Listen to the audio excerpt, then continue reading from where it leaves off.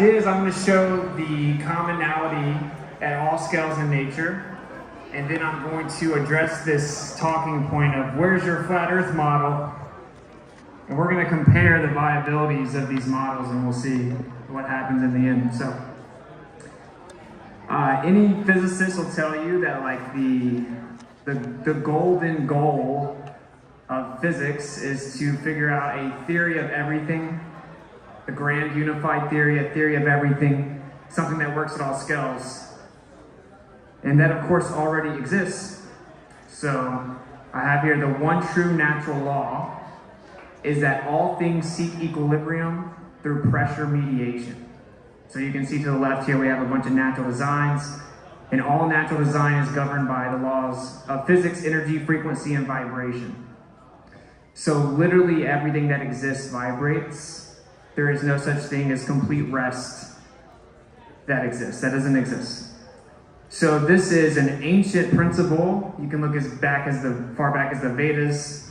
All things are vibration. So simply just envision in your mind something vibrating, and it's therefore going to mediate pressure around it relative to its motion. This happens from the small scale to the big scale, and that is the actual unifying theory of everything. So at all scales this happens. Now this is, you Google an atom, this is what you see. It's a cartoon. But it is very interesting. You're going to see this geometric pattern quite a bit in this presentation. And they're obsessed with the idea of balls, you know, like balls, small balls, big balls everywhere. But there's some truth to it.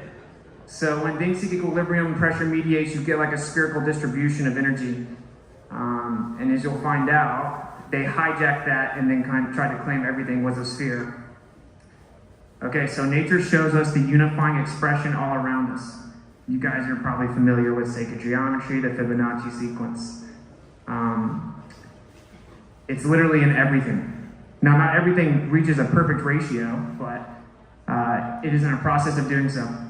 So these are some Japanese flowers. I mean, there's an endless amount of examples, but the Fibonacci sequence is simply a geometric expression of vibrational displacement and pressure mediation.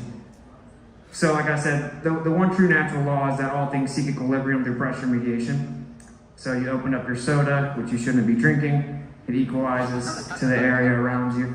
Hot goes to cold, high pressure goes to low pressure. Side note, when people say that like positive charge attracts negative charge, well, if you talk to any physicists worth their salt, they'll tell you that we could have flipped those around. That was an arbitrary decision to call this one positive, this one negative. Believe it or not, there's not little plus signs floating around in the air. Positive charge is just a process of charging. Negative charge is discharging. So just like the high pressure goes to the low pressure, your coffee cools off in the surrounding air that's colder. The system that's charging has excess charge. The system that is charging needs charge, and then the system that's discharging has excess charge. So they equalize by migrating towards each other. It's actually acceleration, not attraction. Anyway, so everything can be explained by this, and if we're going to have any type of viable model or understanding of where we live, or of nature, the natural world, then it's going to have to work at all scales. Like I said, I hope some of our special guests are paying attention, because this seems to get lost on people. They think they can just compartmentalize reality and, oh, relativity works over here, but it doesn't work over here, and then up here it's a little different, and over here there's magic fairy dust, but over here there's not, and that's just stupid. So here's just some examples of the geometry you see everywhere, minus this little globe they slid in on us. But what is interesting is they say we live on a sphere, and that everything is made of spheres. But it seems like we live in a sphere of sorts. If you take a torus field or a double torus, of course that extends 360, you get a sphere. We live within that, and this is how they were able to basically hijack it and shove it onto a sphere for the most part. So here's some basic examples. Even the water cycle is this torus field. You have the entrance and the exit constantly cycling. Every animal, every human, they eat food, they expel waste. It's a cycle, just like a torus field. Everything is. And it's the process of seeking equilibrium. The water cycle is no exception. Everyone in here has a magnetic field, an electromagnetic field radiating around their body. And you can look into the Heart Institute. They do a lot of good work on this, and it shows when you show emotions of love or selflessness, this field actually increases in strength. And when you live in fear, if you're scared of something, if you have anxiety, then it actually gets weaker. And then when you get, the average of this span is about 6 feet, when you get close to each other, it actually begins to connect and extend these fields. This is very real. And then the idea of the heart pumping blood, well, it circulates like a magnet. Long story short, even us and the energy field around us is the same pattern that's all over the entire quote-unquote universe, which is a stupid word. I say cosmos means order. So small to the big, we have this same geometry. So that is the theory of everything. There's a conjugate geometric expression in all things that's the same. We'll get into what those words mean in a second. So analogous ideas of harmonic oscillators or a toroidal vortex flow. I'm gonna have to change a couple words here, we'll talk about it. So we've been discussing the idea of harmonic oscillators at each point in space. Space is just a concept of emptiness. These points in space are not things yet. We refer to them as ether units. You can look back at Tesla, Heaviside, etc. They call them condensates or units. They are vortex flows made of fluid-like ether that result from the oscillation of polarity. That is, the oscillation from the metaphysical realm of, quote, time and space. Both just concepts, so just take those words out because they're dumb. In fact, the reason we think time exists is because we try to quantify change and motion, and we looked at the sky. And our limited ability to understand the reciprocation of things going forward, since we do not, with our sensory input or output, we do not detect them, we just start to quantify things forward. There is no such thing as time, it isn't some physical entity. But anyway, I digress. To the physical realm of quote-unquote space and time. The point is that there is a metaphysical and a physical, and they're intertwined, and there's a bridge between the two. This oscillation, which again, everything vibrates, results in the inward flowing gravity, quote-unquote, and outward flowing electromagnetic radiation. Well, what is gravity? So gravity, of course, is just a theory needed to explain how the Earth can defy physics. And water can bend, convexly to the exterior of a spinning rock tucked away in an insignificant corner of the universe with gas pressure sitting in a vacuum, just chilling, no big deal. And everything else that they come up with. Gravity, gravity, gravity.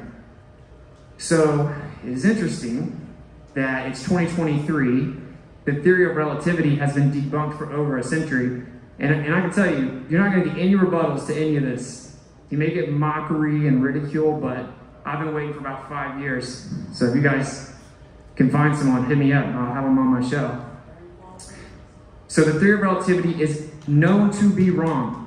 In 1933, they looked out at the galaxy clusters, so just a cluster of galaxies, and based on relativity, there had to be a certain amount of mass to keep those galaxies inside the cluster. If there wasn't enough mass, they would escape. There wouldn't be enough gravity. And they looked, and it only had about 1% of the mass needed to keep those galaxies there based on relativity. But they stay there anyway. So instead of saying, my theory predicts 100 pennies, and there's only 1 penny, my theory must be wrong, they said, oh no, there must be 99 imaginary, invisible, undefined pennies there, I promise. And put it in the math, and let's just keep rocking out. That's almost a century ago. It's laughably inept. Anyone that tries to gaslight you about relativity, it's hilariously ironic.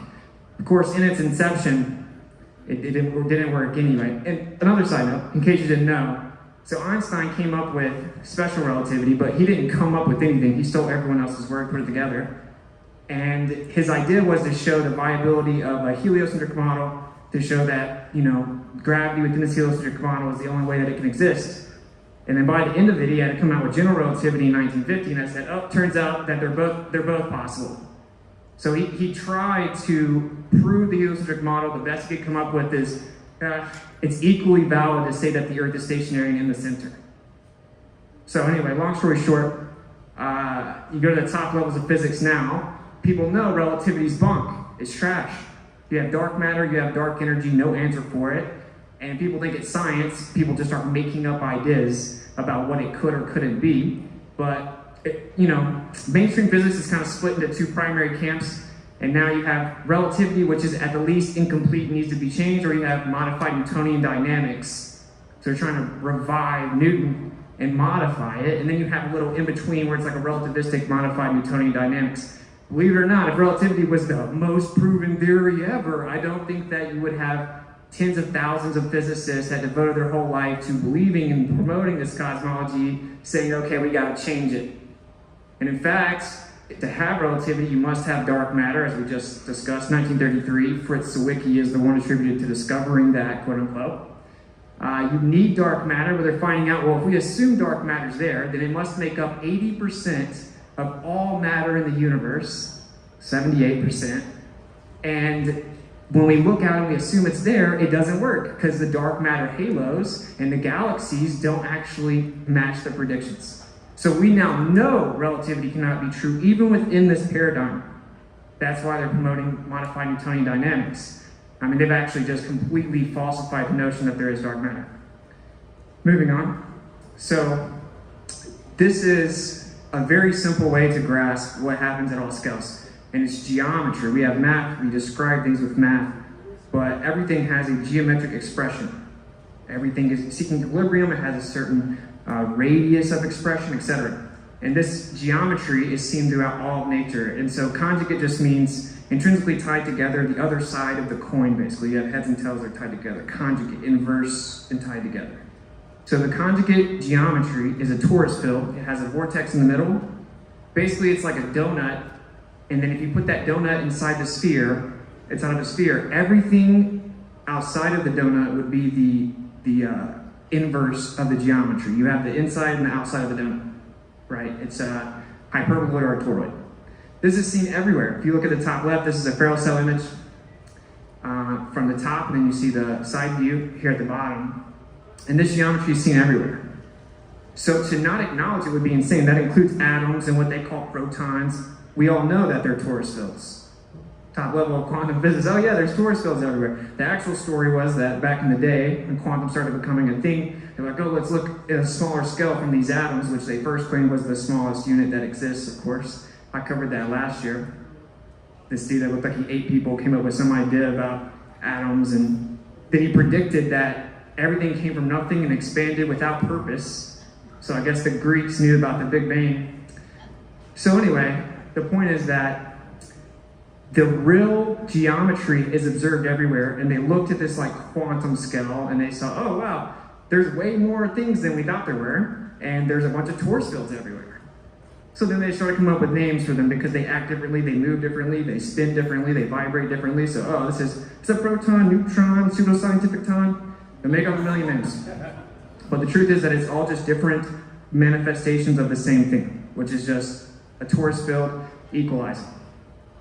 So these are the actual building blocks of nature, and it's vibrational geometry.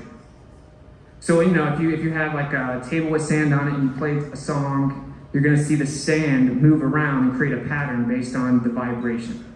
It's that simple. You could teach a 5-year-old the theory of everything. So we'll get to why is it not accepted. There must be a reason. So you see here, you got the seed of life, and you can rotate it 2 times, 8 times, and it shows you the 3D version here. And you guys have probably seen this, but I don't know if you realize how all around you it really is. So applying vibration to water produces the wide range of geometric patterns observed throughout nature. If you look here, you'll see all these different geometric patterns. It's called cymatics, vibration or sound affecting matter, the manifestation of matter, the distribution of matter. I would say this is the primary creative causal agent of pretty much everything, vibration. So you know how we already integrate these terms into our life, like, oh man, he's got a bad vibe. We're a suspect out here trying to make a hit piece, low vibration. You know what I'm saying? We use these words, they're very real. They're very real.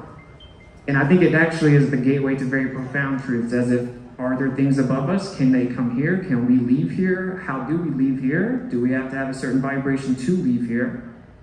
And if we have too low of a vibration, do we go the other way?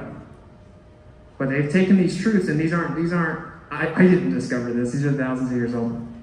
So here's some piano notes. I want you to get an idea of the visualization of the geometry. We have different geometric expressions, and they're all within a torus field overarching geometry, right? And we just have different vibratory manifestations of that. They're seen everywhere. Everywhere. And, you know, if you use a digital device, like a camera, to look at the stars, you'll oftentimes see this. And people say, oh, it's out of focus. No, it's just digital. It's not analog. And it's also not run through a rendering software assuming what it is. There is, in fact, vibratory resonance in the sky that we perceive as stars. It's very obvious that they're vibrating. And to think that they weren't, you would be claiming that stars are the one exception in the world that's actually at rest or something. So everything's vibrating. And another side note. So there's something called sonoluminescence. Most truthers have probably heard of that. And you introduce acoustic vibration to water, and it will actually create a little bubble that will collapse in on itself at an immense temperature, and it creates lights. So you can create light out of water with sounds. It's called sonoluminescence, or star in a jar. You can look it up. Well, it's funny because the crazy flat earthers, specifically people that say the scriptures are true, have been saying there's water above us for a long time. And that can't be true, right? Well, now you got these top-level physicists coming out and saying, it looks like dark matter might be a superfluid. You know what I'm saying? You know what I'm saying? That's crazy how we've just been sitting over here saying the same thing for 10 years, and you guys are just constantly coming closer to our side, but you've been right the whole time, so no. So, it's interesting, and they say this because, you know, they say it's cold dark matter and it has superfluid, it's really cold and it has no viscosity, etc., etc. And you just basically have tightly compacted, quote-unquote, matter. Superfluid, our example, typically on the Earth would be a version of helium. So basically, this is a fluid, it's like an ocean that has no resistance, has no viscosity. Okay, so it is funny that 80% of the universe's matter is dark matter, which we don't know what it is, but it might be a superfluid. You got them saying, oh, there's way more water in the universe than we previously thought.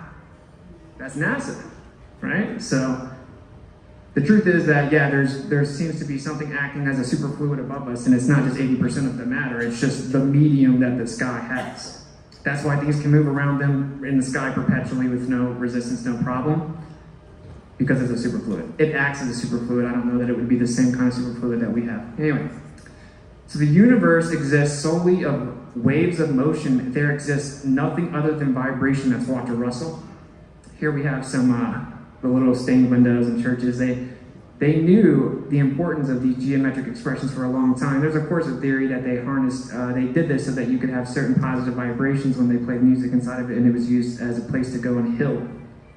For healing purposes, they built very specific patterns in this ancient architecture, which is interesting because we do now know that, you know, cymatic patterns are a result of vibration, and many of these vibrations can actually heal illnesses.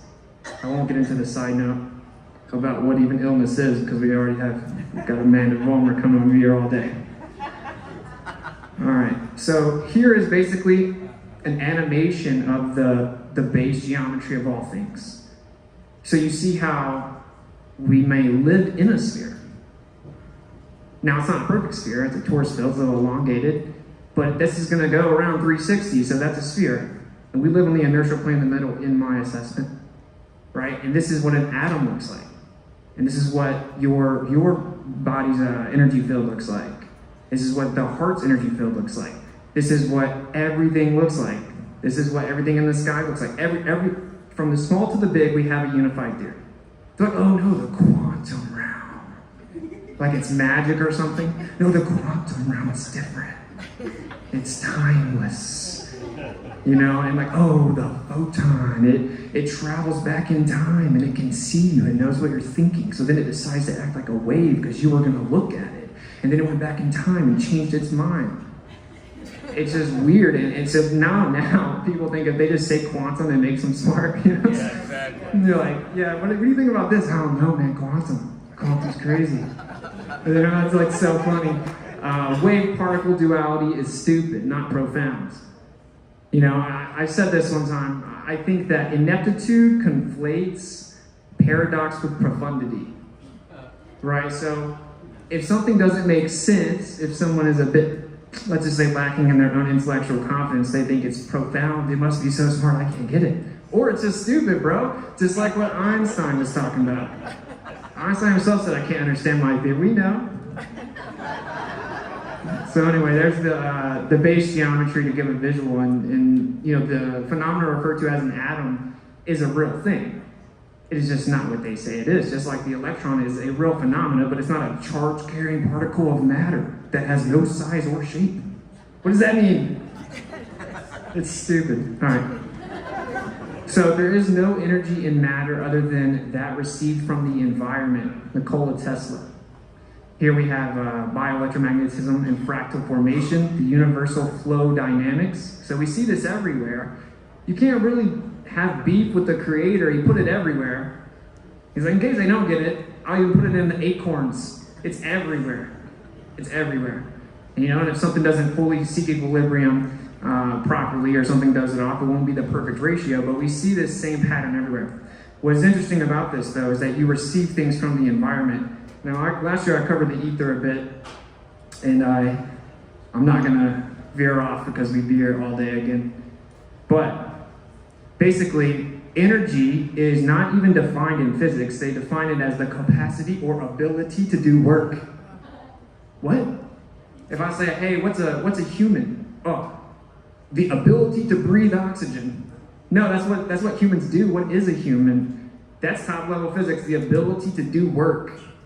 That's just ridiculous. So, and I'm not gonna lie, energy is a difficult thing to define. I would actually say it's consciousness or will, right? Resulting in vibratory displacement in the process of seeking equilibrium via pressure mediation.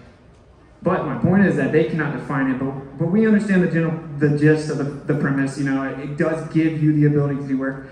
We receive this from our environment, and this goes for everyone here. That's why what you take in, who you surround yourself with, how you think, etc., is very important. All that to say, everything is creating these different geometric patterns, receiving energy from an outside source, an external source in the environment. Just Nikola Tesla, what does he know? So vortex motion is a consequence of nature's vibrational geometry. If you look here, you have if anyone ever watched any of my stuff, I show this picture so much, it's probably annoying, but this is a Ferrel cell image. And if you see, look at the top left, you're gonna see this pattern a lot as we go through this. And then of course you have a vortex. If you flip this picture over to the side where that white line is right there, I don't know how much I'm blocking the screen, but anyway, that would be the inertial plane, the block domain wall. So this geometry is what you live within. So I want to go through a few examples of phenomena, and then we'll see who has like the better model here. I had a much more intricate one, didn't say properly. Anyway, so polarization causes the same observed effect as eclipses. Oh, stupid flat earthers, how do you explain eclipses? It was like, how do you explain the shadow being so small, bro? Like, anyway, so if you have polarized lenses, you can get the same exact effect, like the different levels of shading and lighting, and the exact same effect we see in eclipses. Electromagnetic polarization, of course, exists in the sky, and if there's any other type of body or any type of concentrated energetic phenomena, then you would get polarization in front of that. Now, exactly what eclipses are, I do not know for sure, but I'm just saying polarization does this. Side note, if you want to stump, like I said, a lot of these things I'm giving you are some gems, and dude, just walk up in Harvard, bro, you're good. They're not gonna rebut it, I promise. I tried. Okay, and I'm hoping some of our special guests will help me out here, but for example, this actually debunks the idea that light is comprised of photons. So if light, I'm getting hit in the eye with photons right now, I just can't tell it. All right, so this little photons are shooting out of this light and hitting me in the eye or whatever. So if I put a lens in front of it, and then the light keeps coming through, then I put another lens in front of it perpendicular to that, a polarized lens, it'll block all the light out. And if I add a third lens, the light comes back. Well, if the second lens was blocking little light balls, then how would it come back through it? It's called the quantum Venn diagram paradox. There is no answer. Photon debunked. So you got a problem now. You got no photon. You got no helios because you need the speed of light.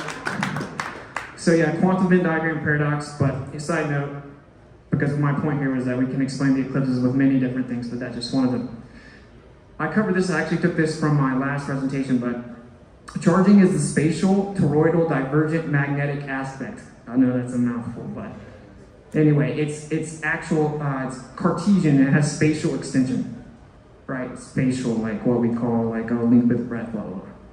And it's diverging out out from the center, and it's the magnetic aspect of this conjugate geometry of the dielectric and the magnetic. Anyway, that's charging. People call it positive charge, which is a misnomer. Then you have discharging, is the counterspatial. So, I mean, it isn't Cartesian. You can't describe it with length, width, breadth, etc. Hyperbolic, convergent, converging in dielectric. So you have the magnetic, the electric, the inside of donut, outside of donut. Pretty simple. Those words made it complicated. So everything is interconnected and in a constant process of pressure mediation or seeking equilibrium. And we see this all throughout nature. You see the heart there, the tree there, the leaf there, geographical, geological patterns. I flew here and I saw these dendritic Lichtenberg figures, is what they're called, everywhere.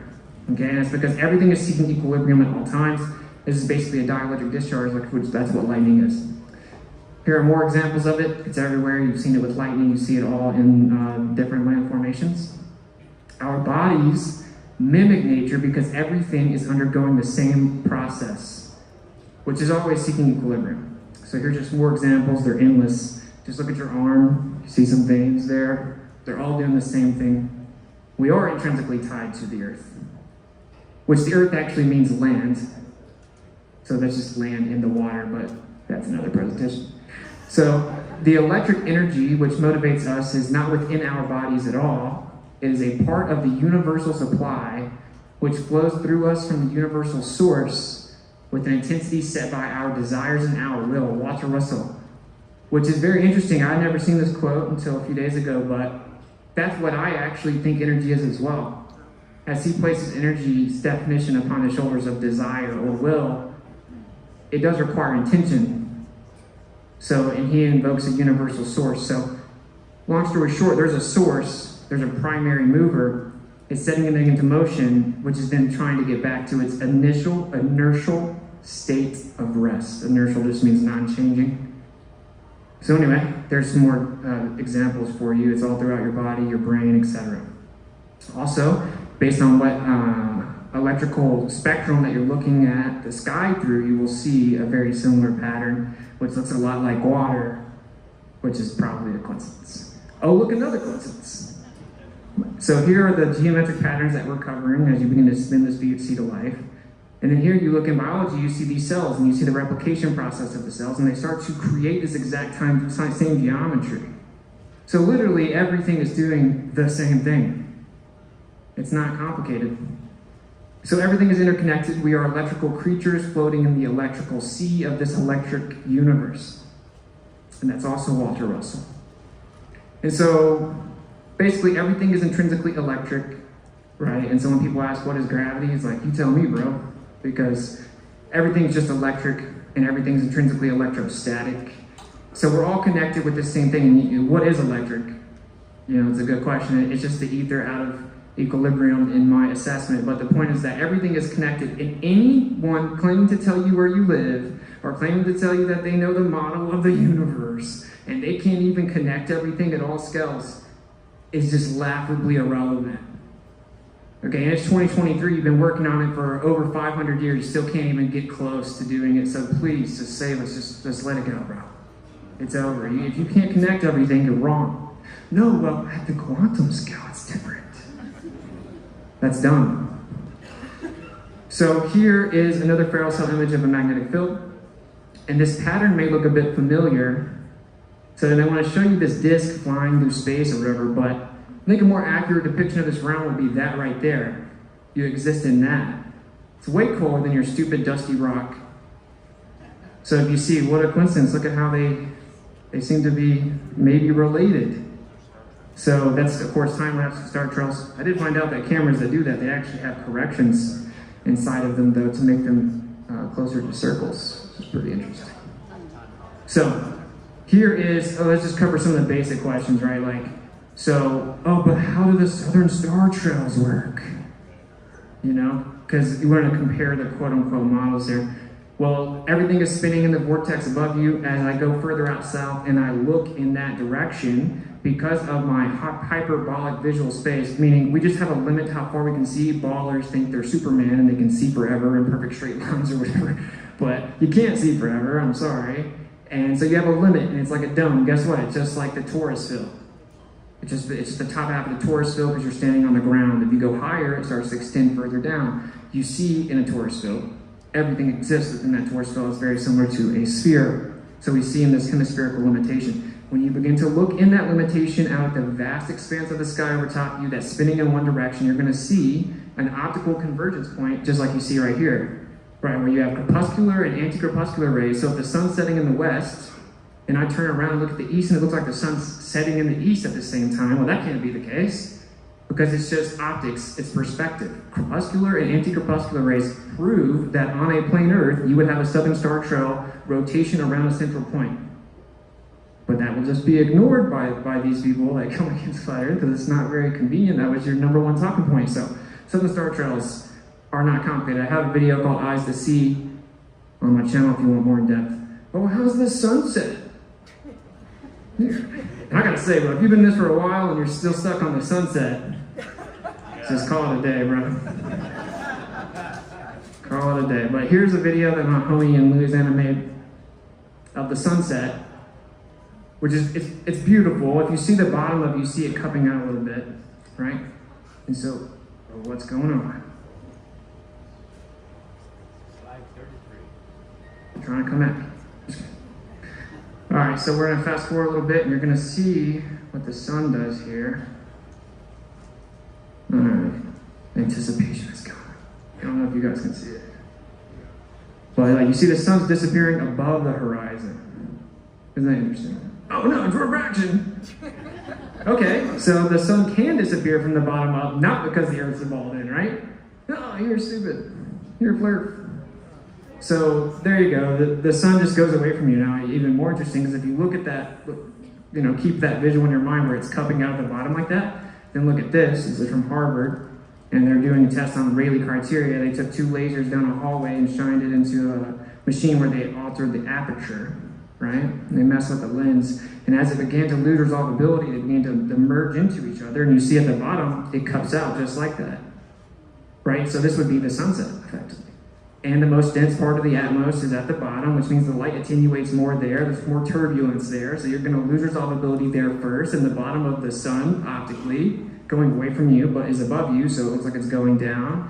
That angle of view gets smaller sooner. So if the Earth is flat, you would have to have sunsets exactly like we have them.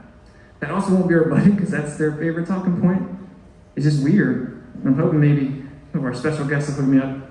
So I gotta probably speed it up here. So day and night cycle, pretty simple. We have it here. You can demonstrate it, right? You can demonstrate it with a little dome if you want to. A local light source where it's perfect. Whoa. Summer solstice, same thing, pretty simple. It's the same geometry in all of this. If you notice, we have the same geometry everywhere. So the plane Earth has a consistent geometry and a commonality from the small all the way to the big. We have a theory of everything. Pretty funny. So what about where the position of the sun isn't set in the right place? Well, we don't see the actual sun because, again, we're not Superman. We can't see forever. We see the actual or the apparent position. Hemispheric vision, if you see, here's a little depiction. So we observe the apparent position of the sun.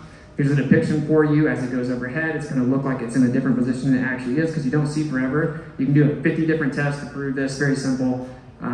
We can predict every single position of the celestial bodies, quote unquote, on a plane Earth with perfect accuracy. Here's the sun position data projected onto a plane surface over a year. They compiled all this data. And then you have it versus a pinhole camera long exposure of the sun for a year. Does that looks pretty similar? That's crazy. It's almost like everything makes sense or something. So again, this is what it gave us when we put the data into the computer. It gave us a torus field. It looks like the sun is breathing in and out in a torus field. Anyway, long exposure for a year matches exactly what it did. Here is an eclipse, and look at the apparent diffraction, the geometry within the observation. You look outside the circle, you'll see the little lines coming off of it. Wow, look at that. So we have an apparent solar eclipse, and then we have the Farrell cell magnetic field. Exactly the same thing. Look at that, everything matching up again. It can't be. Here's the path of the moon. Look, oh, it looks a lot like what they say an atom looks like. Same geometry, of course. That depiction of the atom just fits right in a torus field. Because that's what it is. Oh, what about the moon? The vibration of the moon. There you go. Here's hemispherical limit. There, it's moving around. But guess what? This moon is just a flat piece of paper. So there you go. That's another one of the big questions. Here you do electro-optic imaging of the sky. You will see that all the sporadic meteors come from the same primary sources, and whenever you actually film them throughout the year, and they did this during the daytime, which is why they were so shocked when they got the results back, it creates a pyramidal structure coming from above us, which is very interesting. That might be where you get the Illuminati symbol with the little eye coming down from you, because there's a central source of energy, and these sporadic meteors outline them with electro-optical imaging. Here's another depiction of it. And look, if you look closely here, you'll see where you would get the pyramid, right? So maybe just a coincidence, but the electromagnetic field of the Earth, which is not, of course, a sphere like that, you see the commonality between all the things. Sorry if I start going fast. So here's what they say that the Earth is. And yeah, it's 2023, and that's a cartoon. That's real. Yeah. So it's tilted, wobbling, 66 degrees, orbiting the sun, flying through the galaxy over 1 million miles per hour, blah, blah, blah. Okay, so here's Einstein. He says, to the question whether or not the motion of the Earth can be made perceptible in terrestrial experiments, that means on the Earth. So we've already remarked in section 5 that all attempts of this nature led to a negative result. Before I put relativity forward, it was hard to come to grips with this or reconcile it.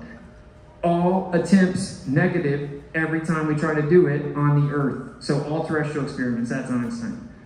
It says if the sun is at rest, or if the Earth moves, or if the sun is at rest and the Earth moves, or the sun moves and the Earth is at rest, it simply means different conventions concerning two different coordinate systems, and that both are equally valid. Very assumptive of you there, Einstein, because yours is not valid at all. You just said that everything looks the opposite of what it really is, and it's just an illusion. All right, so long story short, the current theory says, oh yeah, the Earth in the center. We have to admit that could be the case. Since then, I've come to believe that the motion of the Earth cannot be made detectable in any optical experiment. You guys have probably seen this, but this is after Michelson-Morley, which is, of course, they shot perpendicular light beams. They expected there to be a difference, a fringe shift, based on the idea that Earth was orbiting 30 kilometers a second. They didn't see this, so instead of being like, just like the dark matter thing, you know, like, oh, I predicted 100% of mass, there was only 1% of mass, my theory must be wrong. They're like, no, invisible matter, you know? And here they say, oh, well, no, whatever you're using to measure, it actually contracted just the right amount to make it look like the Earth wasn't moving. It's just such a joke. There's no even agreed upon mechanism for length contraction today at the highest levels. So then this guy lays it out pretty well. And he says, the problem now faced science was considerable, for there seemed to be only 3 alternatives. The first was that the Earth was standing still, which meant scuttling the whole Copernican theory, and was unthinkable. I can think about it. It's pretty simple. So anyway, so yeah, that's what actually happened. No matter what these like zealous people that come against flat Earth say on the internet and their revisionist history nonsense, and how they'll go write an article after this and then leave everything out I just said or whatever, you know, like who cares? You're just being weird. All right, so here's Einstein. But when I was a student, I saw that experiments of this kind had already been made, in particular by your compatriot Michelson. He proved that one does not notice anything on Earth that it moves, but that everything takes place on Earth as if the Earth is in a state of rest. Wow, maybe it's just in a state of rest there, Einstein. What a crazy idea. So this is a video by Pure Indoctrination. Yeah. And so I'm going to cover while this plays. Oh, no. Sorry. That was intense, though. This is going to show you where they want you to think you live, okay? And the reality is, it's going to zoom out, but I'm going to cover a few things, see if we can get some rebuttals. So, all observations ever have shown that the Earth is in the center. The current theory says, yeah, of course it looks like that, because everywhere it looks like it's in the center. Well, here's a question. So, if everything started in a singularity and there was a Big Bang, okay, and then that created space and time, and then it expanded in all directions, what did it expand into if there was no space? Never got an answer. Also, if there's a singularity and everything expands away from that, wouldn't that mean there is a central point? It would be where the singularity was and everything expanded out from. So then there is a center. So how can everywhere be the center? Never got an answer. Or how about how you don't have enough energy to actually make it expand fast enough, right? The cosmological constant. So you just create dark energy but have no evidence for it. Looked at the energy in the vacuum and the quantum and we're off by like an insane amount. A mind-blowing amount. You still can't explain that. But what about Hubble tension?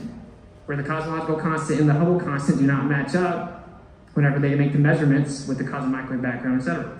What about how we see blue shift where it's not supposed to be there. Because everything's supposed to be expanding away from us. Why do we see blue shift? I'll cover one of their examples of why they say you do. But this is just remember, you're insignificant. You're tucked away in a little corner, bro. You're a rock. Give me some money. Pay your taxes. Shut up. It's stupid. It just wants to make people just like, this is why though, because if they can make you feel insignificant, then they can be significant. And this is not even like a concerted, concentrated, conscious effort by people that push this lie. It's pride and ego. Maybe they have a job, they did it, whatever. And they get to be the source of information. Oh, I can tell you the truth about where you live. So, as you see, it just keeps going out and out, but I do always integrate in this this same geometry. But also there's something called the flatness problem, which is for the quote-unquote universe to have expanded and been as flat as it supposedly is, there would have to be an insane energy density, and it defies the laws of physics to even think that it could happen. It defies like mathematical probability, statistical probability. It's called a fine-tuning problem, because a creator would have had to make it just the perfect amount, close to 0.0, like 70 zeros or something. 1, right? Is that close to 0? It had to be the perfect amount, or basically the universe would have expanded and had positive or negative curvature, but it's basically flat, according to them. It's called the flatness problem. So the point is that the two models are not equally valid. One model says, hey, look, all observations say that we're in the center. Maybe we're in the center, bro. And the other one says, no, bro, it's all illusion. You know, and it looks like we're in the center, but it's like a raisin in bread. And when you bake the raisins, all the raisins think that they're in the center of the loaf of bread. Or if you put an ant on a balloon and you blow the balloon up, well, the ant's so small compared to the balloon that it's going to think it's in the center of the balloon, even though really it's not. If you had a bunch of ants, they would all think that they're in the center. Well, there's a center of the balloon, though, isn't there? They can't even come up with an analogy. It's so stupid.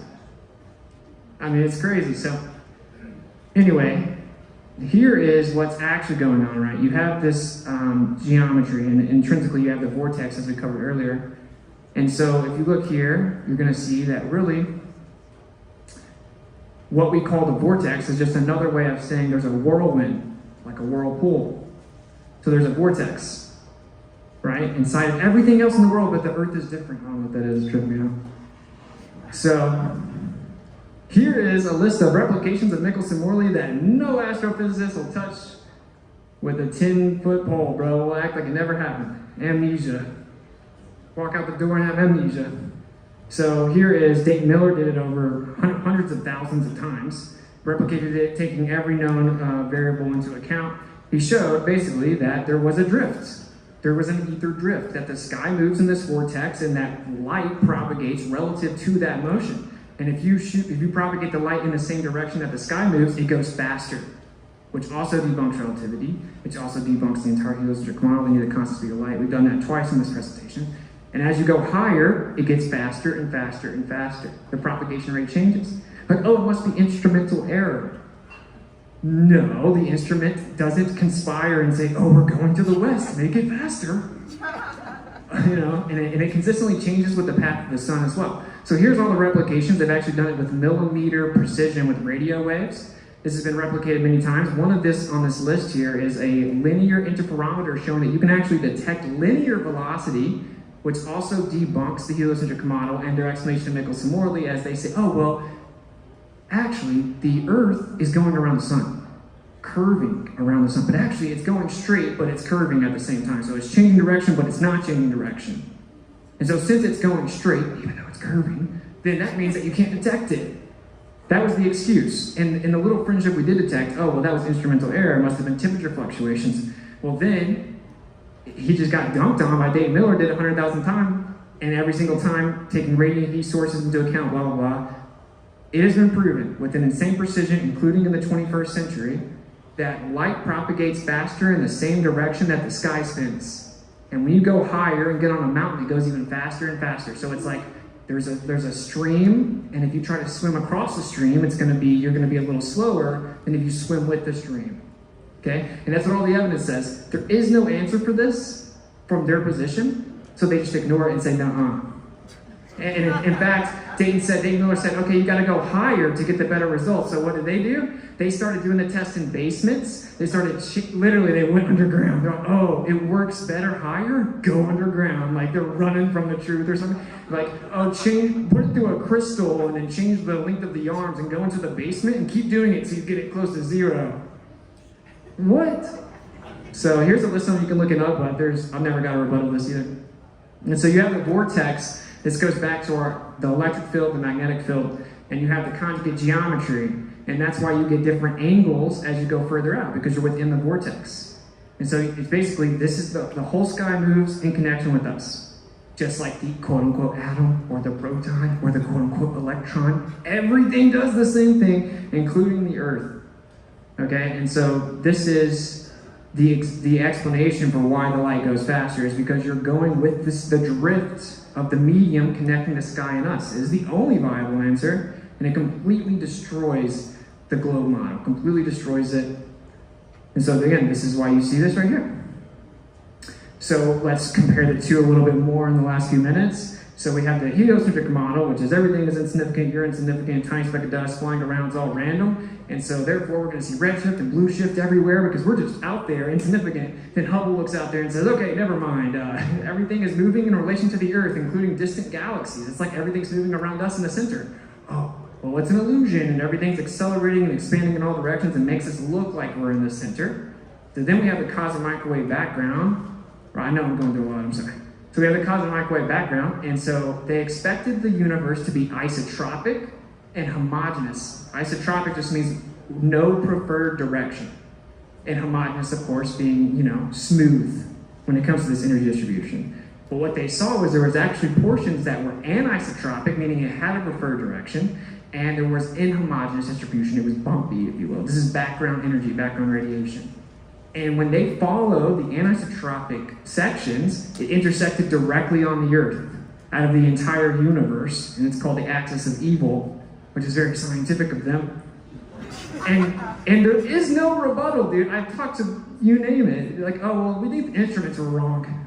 But you did it 20 times, dude. What's wrong with you? No, this can't be true. I mean, my religion's wrong. That's all there is to it. So anyway, if we take the data for what it actually says instead of having some religious bias because we're scared to not conform, what you'll see is all of a sudden everything makes sense. Look at all the quote-unquote planets and how they move in relation to the Earth, and they make the same exact geometry of the torus field. There it is right there on the right. So here is Mars' path from a geocentric position. Same thing, fits right in the torus field. So one side makes tons of sense and is super coherent, and one side just doesn't even answer the questions. So geocentric path of all the planets, quote unquote, here, of course, planet means wanderer. It's not what they said it is, but don't got time for that. So here is, I think, a pretty good summary of how it goes, right? So how we said, oh, there's fluid in the sky, right? No, it can't be. Bible's stupid. Bible's stupid, it can't be. So, well, now they're saying dark matter must be a superfluid, right? I told you that. Well, here they say that the dead star's magnetic field tricked astronomers into thinking it was heading our way.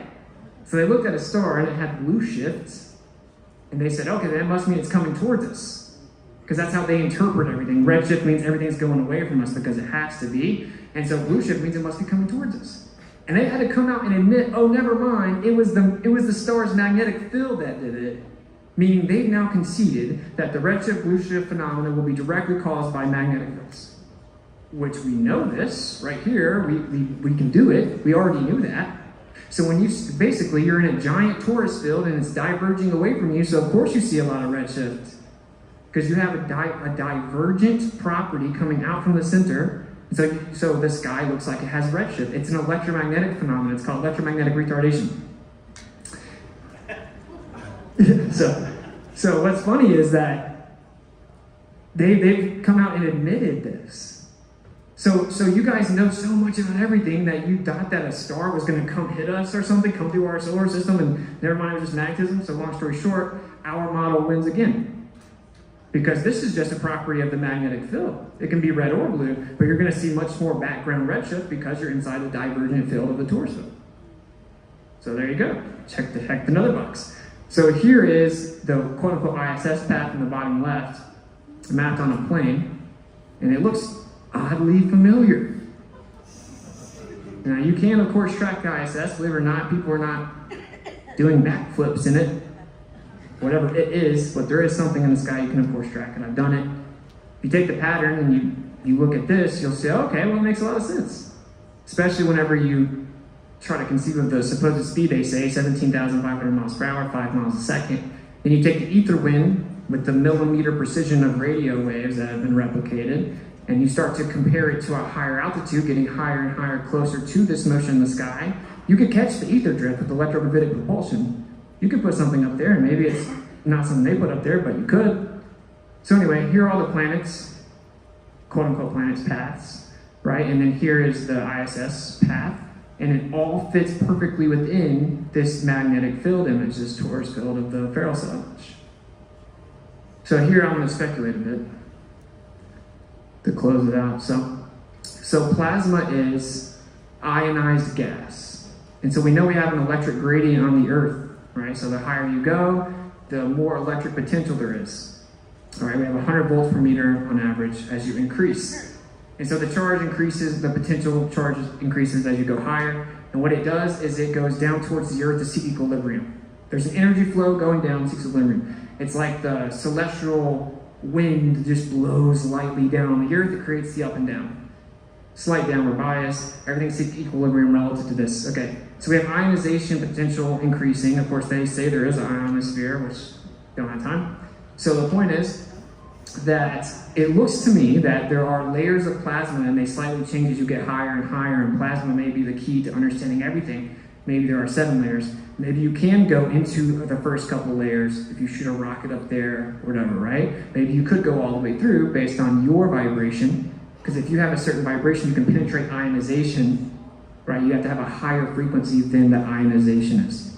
So I think, just like here, you have the plasma contained within a magnetic field. I think that we have this torus field, we have plasma layers, and it seems like there's some type of potential super solid at some point, which means it's semi-permeable, it has really no viscosity, it's kind of a mind-blowing name, super solid. And then there's super fluid above us. And it's all within the same geometry. So basically, and I know I had to kind of run through a lot of stuff, but my point is if you put the two ideas beside each other and close, and you have one that says, okay, yeah, it looks like we're in the center, all observations show us that we're in the center, but it's all just an illusion. And there's something called dark matter, right? And we can't define it, we don't know what it is, but it must be something like a superfluid, or dark energy, we don't know what it is. We have the flatness problem, the horizon problem, the Hubble tension problem, all these major catastrophes, none of it works, gravity doesn't work, you don't even have the primary causal agent for any of it. The other one says, okay, everything's intrinsically electric and electromagnetic, you always have an action and a reaction, you have a superfluid type of medium, and then you have the same conjugate geometric expression throughout the entire cosmos, from the small to the big, and everything overlaps and fits within it perfectly. And the reason that everything looks like it's moving around the Earth is because everything is moving around the Earth. So, pretty simple. So yeah, back to the first slide, and that's kind of the conclusion, is just that there's one true law, is that all things seek equilibrium, and this gives you a geometric pattern, and that's the key to understanding the scale of all things. The other side is just a land of confusion and pseudoscientific nonsense, and it shifts the goalposts every couple years.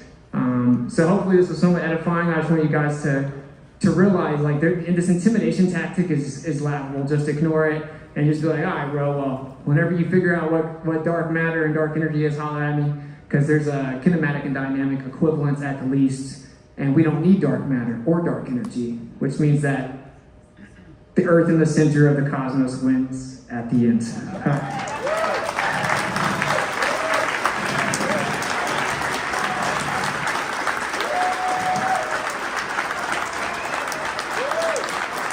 Happy Witsit, everybody. Well done. Well done.